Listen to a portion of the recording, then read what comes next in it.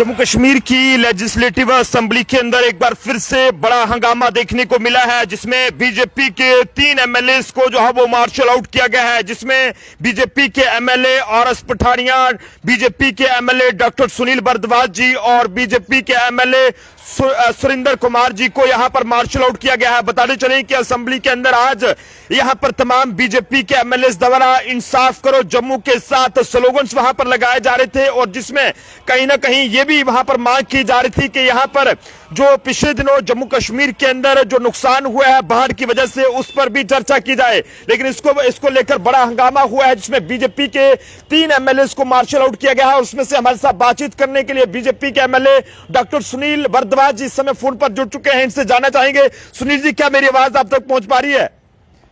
हाँ बिल्कुल नरेंद्र जी, आवाज आ रही है आपकी। सुनील जी, आज असेंबली के अंदर बड़ा हंगामा हुआ है और बीजेपी के एमएलए ने जो जम्मू के साथ इंसाफ करो के स्लोगन्स लगाए हैं, उसके बाद मार्शल आउट भी किया गया, जिसमें आप भी हैं। क्या कहेंगे, क्या कुछ पूरा ये डिटेल्स इसके बारे में जानकारी है?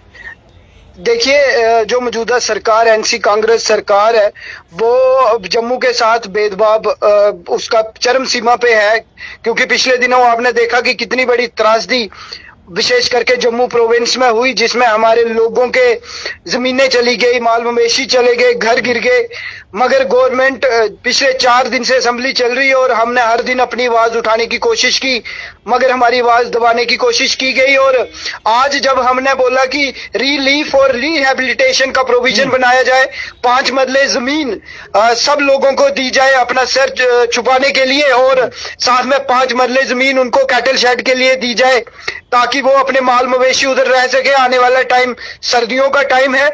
इसके अलावा जो नौशहरा में आपने देखा, एक मल्टी करोड़ टेंडर जो है सिंगल बिडर को दे दिया गया। एक करप्शन पीडब्ल्यूडी डिपार्टमेंट में पीक पे चल रही है। तो हमने जब उसके बारे में आवाज उठाई, हमने जब इनको पूछा कि आपने जो 1 लाख नौकरी युवाओं को देने का वादा किया था, उसके लिए क्या किया?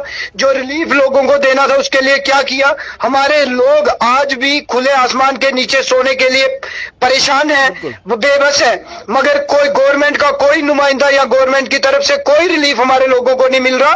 तो लिहाजा पूरी भारतीय जनता पार्टी ने एक स्वर में जब बात उठाई, तो उसी एजिटेशन में मुझे और आरएस पठानिया जी और सुरेंद्र भगत जी एमएलए मड, हमें मार्शल आउट किया गया। तो बड़ा एक मैं कहूंगा रूड और क्रूअल रवैया गवर्नमेंट का है हमारे किसानों के प्रति, हमारे गरीबों के प्रति, और विशेष करके जम्मू प्रोविंस के प्रति। सुनील जी, जो स्पीकर साहब का रोल है उसे आप किस तरह से देखते हैं, क्योंकि काफी दिनों से असेंबली सेशन भी चल रहा है, इस बीच आप उनके रोल को किस तरह से देखते हैं? देखिए, उनका रोल बिल्कुल डिस्क्रिमिनेटरी है। वो बिल्कुल भेदभाव करते हैं। वो एक लगता नहीं कि वो असेंबली के स्पीकर हैं, ऐसे लगता है वो सिर्फ एनसी सरकार के स्पीकर हैं। चाहे वो हमारे क्वेश्चंस हो वो टाइमली नहीं लगते, चाहे हमारा 0 ओवर में हमें अपने कॉन्स्टिट्यूएंसी के मुद्दे उठाने हो उसके लिए प्रॉपर टाइम नहीं देते। तो एक डिस्क्रिमिनेटरी रोल स्पीकर साहब का रहता है। और जैसे कि कल भी हमारे 2 रेजोल्यूशन, बड़े इंपॉर्टेंट रेजोल्यूशन थे, मगर टाइम वेस्ट किया गया और उन रेजोल्यूशंस को लाने नहीं दिया गया। वो रेजोल्यूशन कल लैप्स हो गए इनफैक्ट। तो ऐसा एक डिस्क्रिमिनेटरी रोल इनकी तरफ से रह रहा है। और डिस्क्रिमिनेशन सिर्फ भाजपा के साथ नहीं है, पूरे जम्मू प्रोविंस के साथ है। और मैं कहूंगा कि पूरे जम्मू कश्मीर के जो युवा हैं, जो किसान हैं, जो पुअर लोग हैं, उनकी बात ना उठ सके गवर्नमेंट से, हम उनके वादे याद ना करवा पाए। इसलिए मुझे लगता है गवर्नमेंट हमारा मुंह बंद करने की कोशिश कर रही है, चोरी और ऊपर से सीना जोरी। हमने आज भी इनको कहा कि आपने 1 लाख नौकरियों का वादा किया था, 200 यूनिट बिजली का वादा किया था, 12 सिलेंडर का वादा किया था, आपने नौजवानों के लिए नौकरियों का वादा किया था, आपने एजुकेशन सिस्टम को रिफॉर्म करने का वादा किया था, हेल्थ सिस्टम में डॉक्टर्स लाने का वादा किया था। तो गवर्नमेंट लिहाजा हमारा मुंह बंद करने के लिए एक बड़ा ही हार्ड रवैया अपना रही है, और हमें आज भी मार्शल आउट किया गया है। सुनील जी, अभी तक जो असेंबली सेशन चल रहा है, इससे आप कितना संतुष्ट हैं? क्या लगता है कि इससे लोगों के मसले कोई हल हो भी रहे हैं, या ये सिर्फ तमाशा चल रहा है? बिल्कुल तमाशा चल रहा है। और खास करके जो गवर्नमेंट का रवैया है वो बिल्कुल नॉन सीरियस एटीट्यूड है।